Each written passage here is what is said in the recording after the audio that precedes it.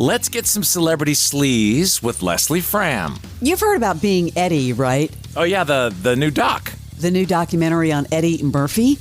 Got appearances from Dave Chappelle, Chris Rock, Jimmy Fox, Kevin Hart, Seinfeld, Tracy Ellis Ross.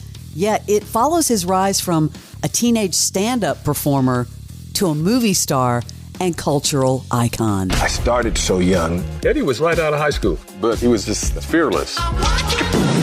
My stuff took off because they'd never seen a young black person take charge. The new sheriff in town. He had the #1 movie, comedy special, and pop song. It was unprecedented. He's like a miracle. From stand-up comic to big screen sex symbol. That's what they said. I didn't say it. Totally watch that. He's the first comedian that I really remember being a megastar when I was, growing up, like in my teens. Yeah, premiering November 12th on Netflix, Being Eddie. He's also one of those guys where he makes me laugh out loud, and not a lot of other comedians do that. Yeah, he's still got it, still to this day. Wow, the NFL will keep Bad Bunny as headlining act for the halftime show at the Super Bowl, despite criticism from, the world. They came out full force and, we're standing by him. February 8th, Levi Stadium, Santa Clara, California. I saw that press conference where the commissioner was like, yeah, well, we may add stuff, but yeah, we're doing it. But when you first announced it, and I was like, what? You get it now, though, right? The guy's a global star. No, I still don't get it. I get that he's a global star, but it just didn't feel, for some reason, it didn't feel right. And you guys were acting like I was the only one. The world has done it. Well, here's the thing. I think people are going to be blown away by his performance. I really do. I don't know why it doesn't feel right. It just didn't to me, and apparently a lot of people feel the same way. All right, this is interesting. Travis Kelce is now a Six Flag investor. What the hell with this guy? He teased a ride inspired by his childhood favorites on, of course, his podcast, New Heights. Imagine loops, drops, indoor thrills. He shared how the Kelce roller coaster could look. Check this out. Are we going to get a Kelce roller coaster? Man, I just even if it's just like a little kiddie my toes ride in the water right now. You know what I mean? What would a Kelce roller? Well, let's play in the land of make believe. What would a Kelce roller coaster consist of?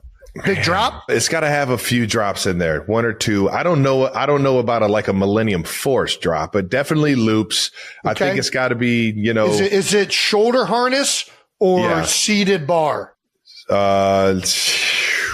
Or one of these crazy ones where you're standing or you're flying. I feel like it's got to be shoulder harness. I feel like I love the Raptor because it was your feet were dangling. And I like that being a big guy. I don't got to worry about my height being an issue on this thing. Yeah. And then on top of that, one of my favorite rides was always the indoor rides. This is gross. I want to know, are they now using the New Heights podcast to promote their other adventures and ventures? They're using his fiancée to get him deal.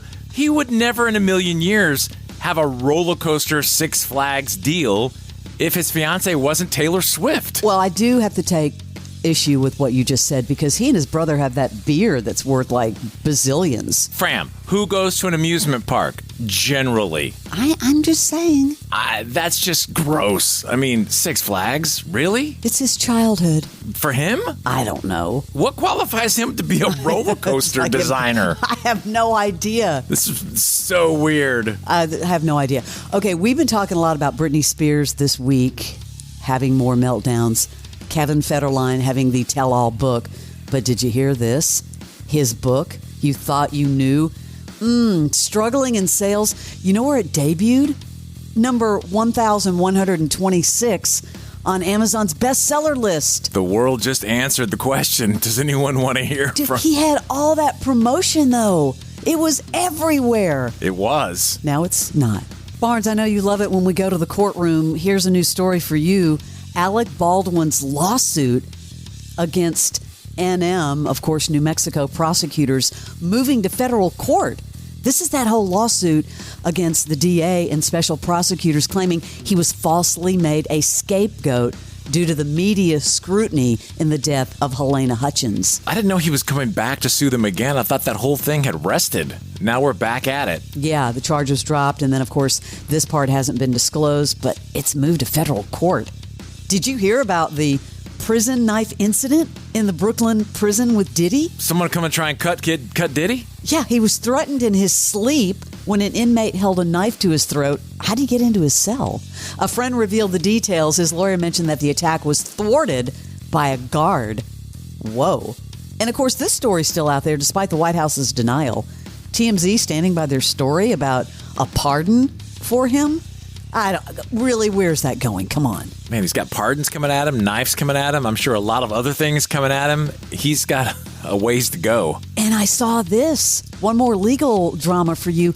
Cuba Gooding Jr. has been ordered to pay $329,750 to Kelsey Harbert, a woman who accused him of groping her at the Magic Hour rooftop bar in Manhattan in 2019. The dude couldn't get in the news. Have you heard anyone ever go backwards so badly as him, starting off with an Oscar? That was the saddest thing ever. Charged with groping and kissing her and 2 other women.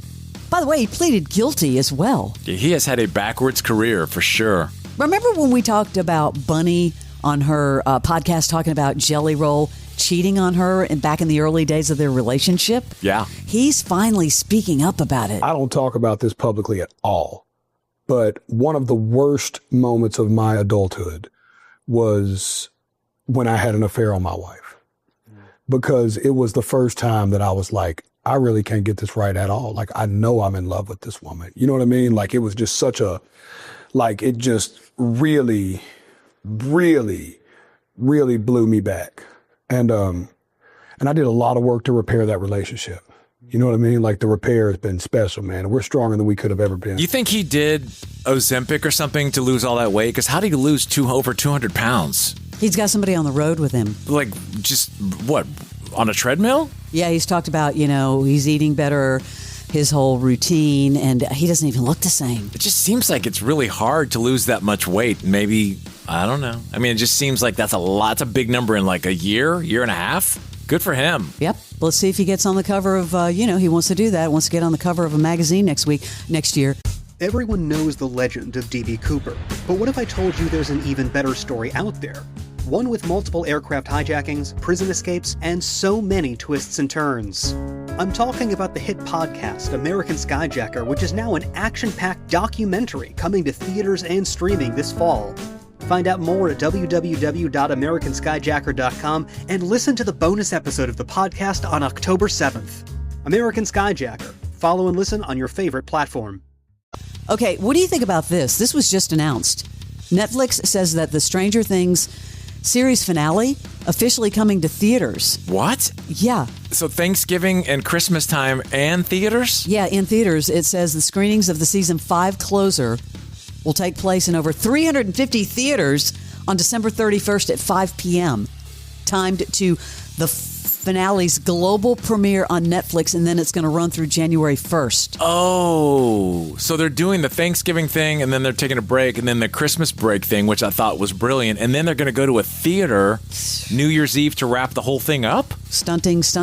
That's massive stunting for a show that really didn't need a stunt. We've talked a lot about Matthew McConaughey recently, but I know you love these stories about actors that were offered roles that they didn't get or whatever. Yes. I never knew this story that he was offered the role of Jack Dawson, Leonardo DiCaprio from Titanic. This is a fact check. This is something I've read online and I want to run by you because I want to go straight to the source.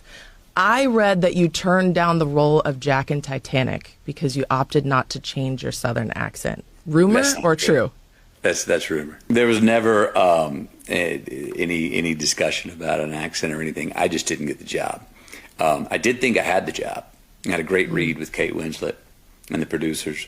And I think it was Jim Cameron that somewhere along the way in some presser said something like, yeah, McConaughey had the job, but whatever, didn't take it. And I went to him. I was like, let me know, Jim. I don't remember that ever happening. I thought I had a job, but I never got offered that job. Did you say that? And we got that cleared up. And then I was also like, because if I did, I need to call my agent because they owe me a lot. Man, what would that version of Titanic look like?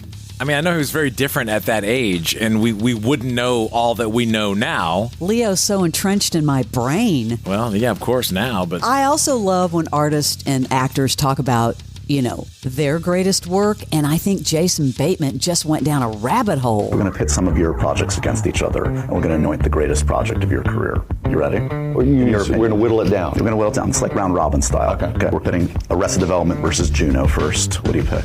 Arrested Development. Okay. Horrible Bosses versus Game Night. Horrible Bosses. Dodgeball versus Identity Thief. Identity Thief. Ozark versus Hancock. Ozark.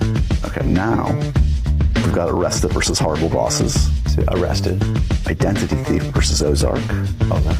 All the marbles. We knew this was going to head this way.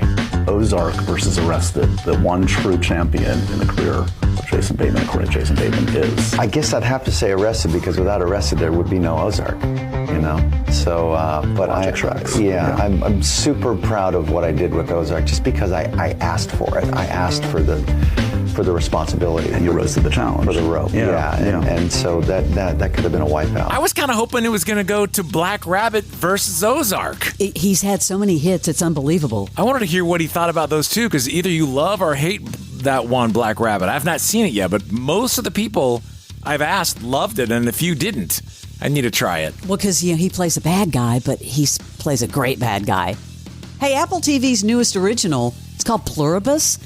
The show marks the return of Vince Gilligan. You know who he is, the creator of Breaking Bad and Better Call Saul. Starring Emmy nominee Rhea Seehorn.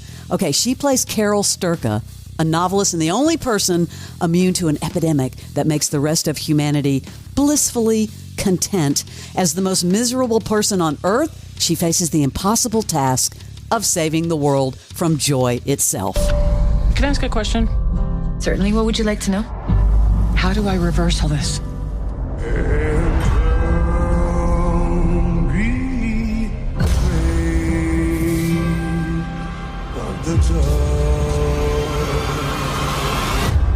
Rest assured, Carol, we will figure out what makes you different. Figure it out. Why? So you can join us. How many epidemic shows are there going to be? It's going to be a lot. Hello. That's your Celebrity Sleaze. The United States Soccer Federation presents the U.S. Soccer Podcast. Searching for an inside look at the people, stories, and passion that fuel the state of soccer in America. Who's going to be the key man for the U.S. men's national team? First and foremost, they need to win. There's something so fun about being the underdog. You're playing with house money almost. But what does this success mean for the future of U.S. soccer? Ooh, you're getting deep now. This is where soccer will come to life. The U.S. Soccer Podcast. Follow and listen on your favorite platform.